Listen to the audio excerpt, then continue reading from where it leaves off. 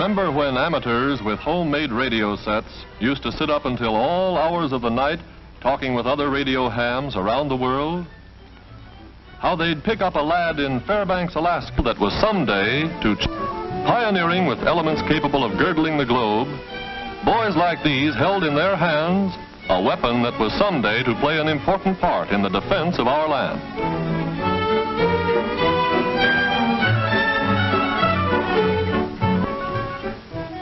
We begin our story on a day in 1943.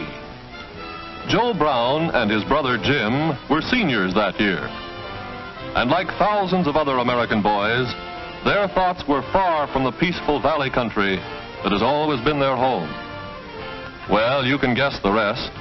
That Signal Corps poster caught Joe's eye, and it wasn't long before he enlisted.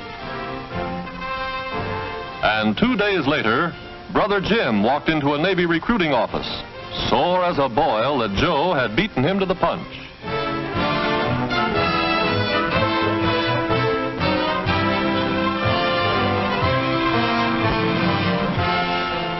Both got their orders to shove off the same day. Naturally, the folks were down to see them leave.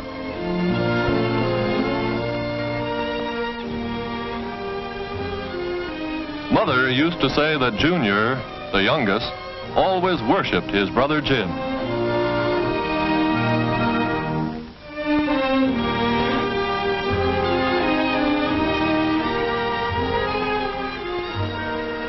Dad and Mother, of course, were pretty brave about it all.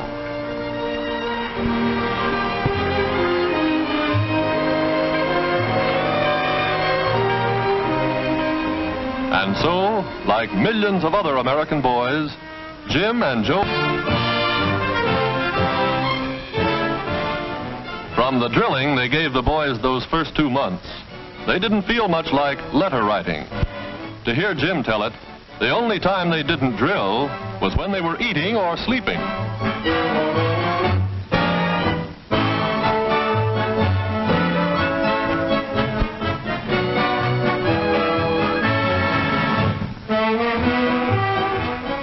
But after the basic training every serviceman has to go through, we got our first real letter from Jim.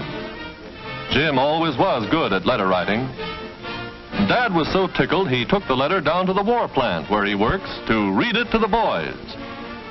Jim said, "Dear Pop, I'm finally learning how to be a real radio man. From 8:30 in the morning until 4:15 in the afternoon, we go from one class to another. Most of the fellows are around my own age, and I mean we're getting a real education. Pop, a fellow who goes through a school like this gets training that will fit him for most any kind of communications job in what the big shots call the post-war world. The instructors are experts. Most of them have had practical experience with all kinds of radio installations. They know how to get the stuff across so it's understandable. We're taught not only how to repair a piece of equipment under any conditions, but how to build it from the ground up.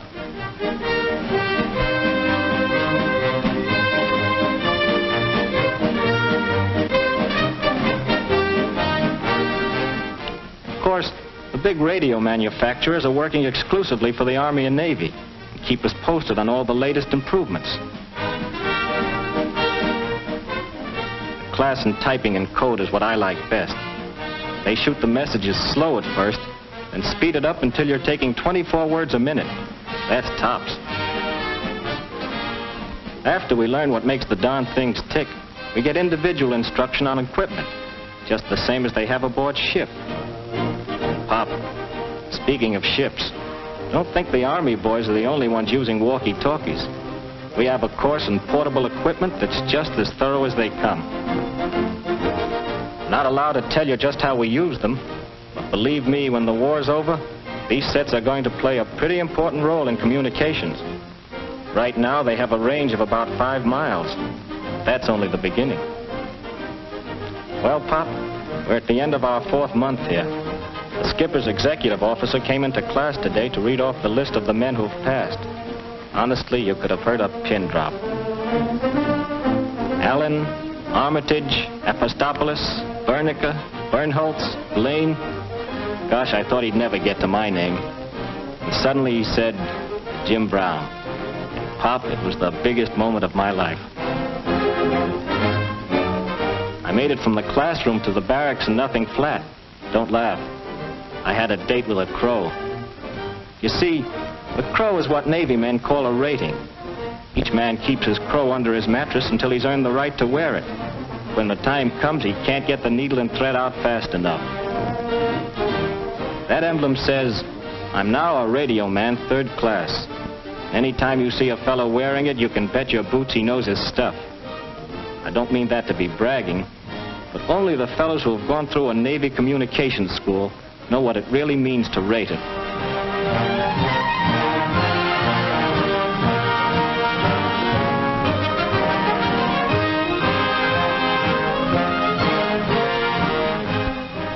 Next day, with the skipper doing the honors, we marched out on the parade ground to get our diplomas.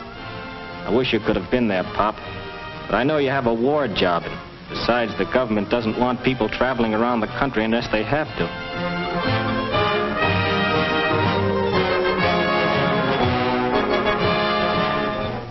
I'm sort of proud of that sheepskin, Pop. I'm mailing it home to you and Mother.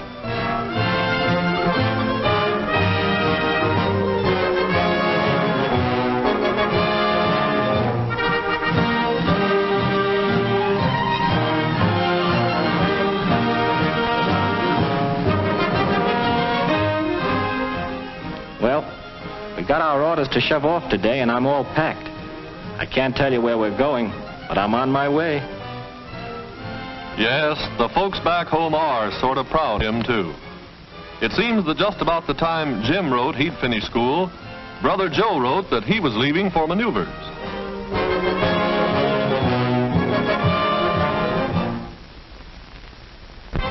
A full-fledged sergeant now, earning $98 a month, Joe Brown climbs aboard a radio-equipped scout car as Division X of a mythical Blue Army goes on final maneuvers before sailing overseas.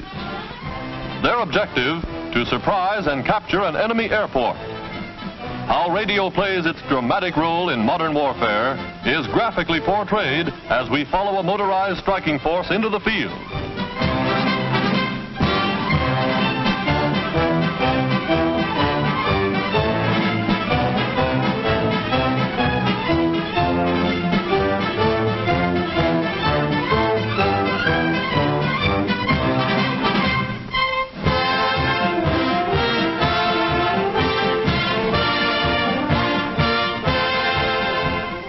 Deploying to scout the enemy's flank, 2 command cars, each armed with a 37mm anti-tank gun, plunge downstream to strike across country. By radio installed in the cars, the patrol is in constant communication with the main force.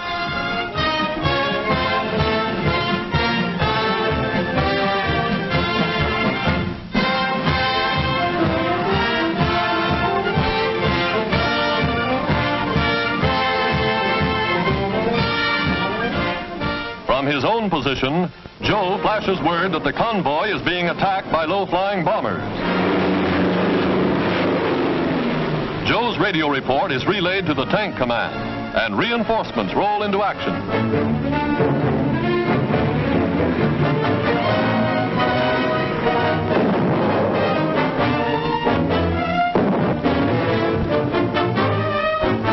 Radio, serving in many coordinator of modern battle. Artillery observation post spots the target and by radio corrects the range for gunners miles away.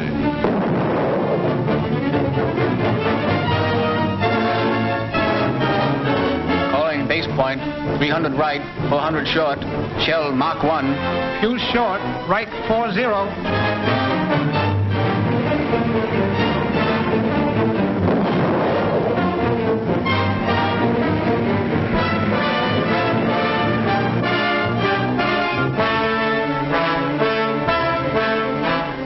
At the Message Center, Communications Headquarters, officers of the General Staff are kept informed by radio of the battle's progress, are in constant touch with all commanders, know to the minute where each unit is operating in the field. A courier unable to contact his unit dashes back for the nearest portable equipment to get his message through.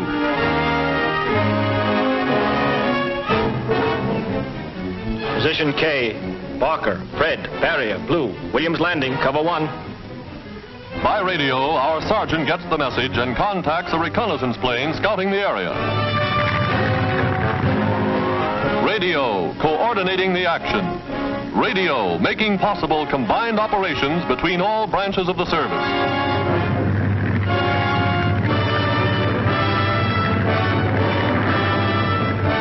AD 7463, reserves assembling. Fire for effect at my command. And by radio, a message plucked from the skies is transmitted to reinforcements waiting to be called up. Here is radio, performing swiftly and efficiently in the heat of battle. Ace point, 1 right, 2 short. Range 4,000. Fire! Airborne, calling airborne. This is Ridgely White. Airborne, this is Ridgely White. Airport, okay to land. Come on in. Over. Yes, radio flies with the paratroops, lands with the men, ready for instant action. Calling airborne squadron 2, Ridgely Black. First wave landed. Come on in. Over.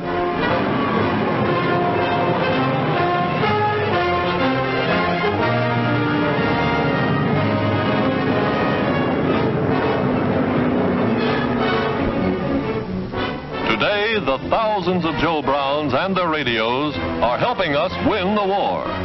The magic of radio bridging space faster than the most powerful plane.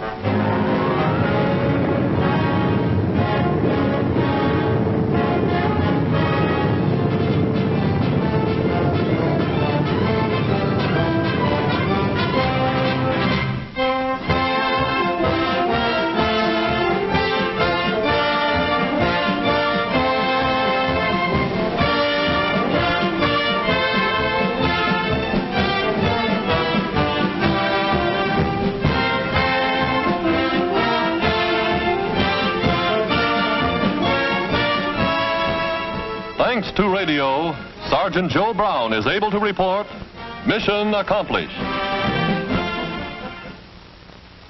Nerve center and pulse of our entire communication system are the great Army and Navy message centers in Washington. Messages to and from the High Command, transmitted by voice and by code to our fighting forces in all parts of the world. Navy Department, NSS Headquarters 305. Proceed with operation according to plan. This is Washington, WAR, at H hour -20, execute Plan Z, over. And by radio, by all the means of communication known to man, 100, 1,000 forces begin to move. Supply depots, embarkation points, ships at sea, all ready for H hour -20, execute Plan Z, over. And so, from an unnamed port, troops whose regiments shall also be nameless board a transport that bears only a number. Plan Z is being put into operation.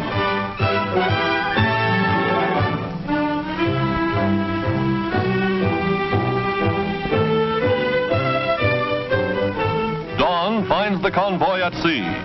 Ships, transports, war vessels spread across the ocean, moving as one.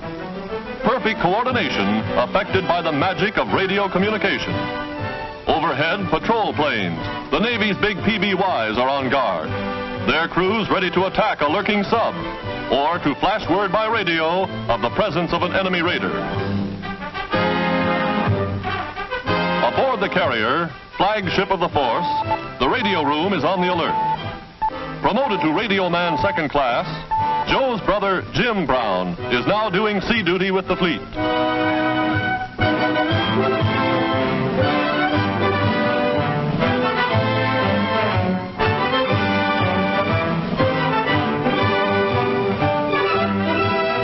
Now, steaming boldly into enemy waters, warships clear decks for action.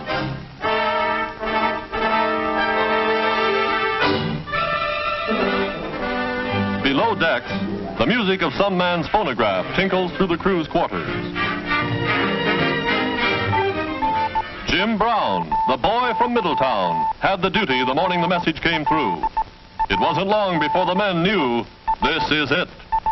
From the bridge, orders are flashed, and by loudspeakers in every part of the ship, the call is battle station.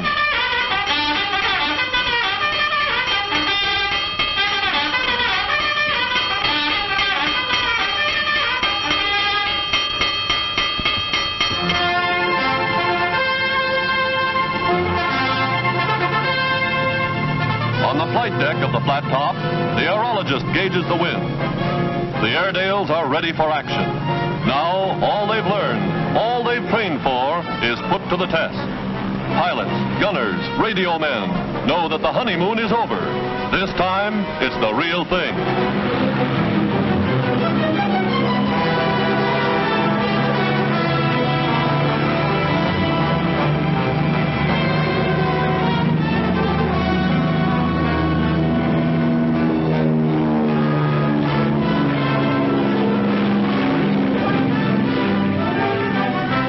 Carrier's batteries swing on target. In the radio room comes final word from the fighter squadrons. Enemy planes attacking in force.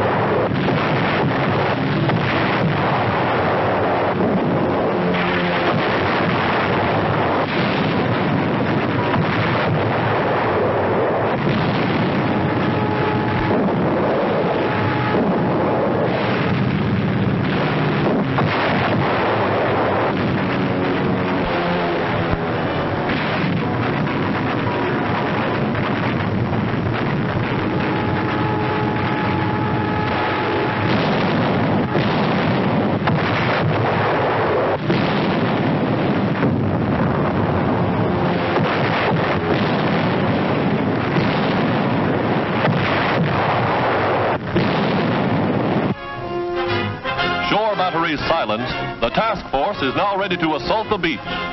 In landing boats, manned by tough Coast Guard and Navy crews, they prepare for invasion.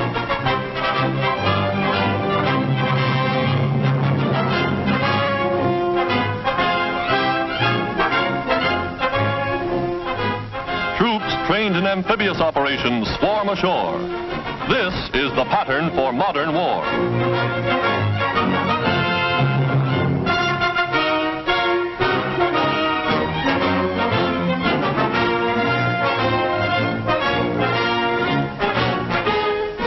Landing with the first wave, radio units establish communication with ships offshore. And look who's here, the same Sergeant Joe Brown we last saw training in America. No training camp now. Those machine guns are spitting red-hot lead. Their job done, fighter planes return to the carrier to refuel, rearm, and stand by to repel any new attack from the sky.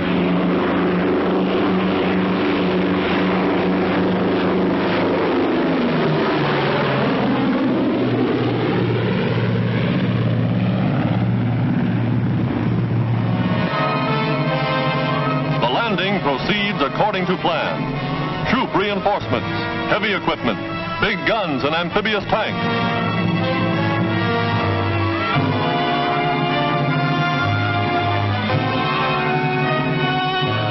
Huge 155mm rifles, long toms capable of hurling a shell for more than 6 miles, go into action.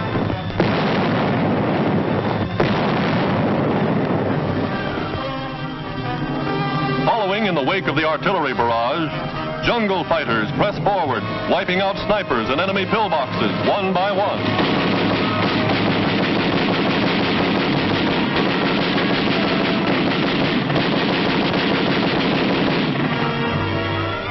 position ashore, Joe flashes word to the carrier, in code. Beachhead established. Infantry and heavy equipment landed in force. Operation proceeding according to plan. Situation well in hand. CO reports, enemy positions neutralized. Garrisons in flight. Our patrols following advantage.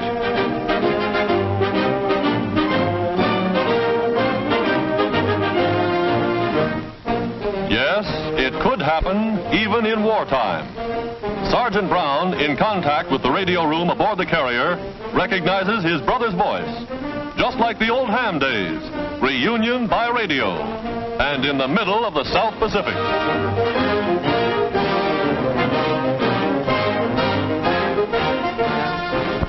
And back in Washington, thanks to radio equipment, American men and women of industry, thanks to the courageous use of radio by the United States Army Signal Corps and the United States Navy Communications Department, of the dramatic story of radio at war.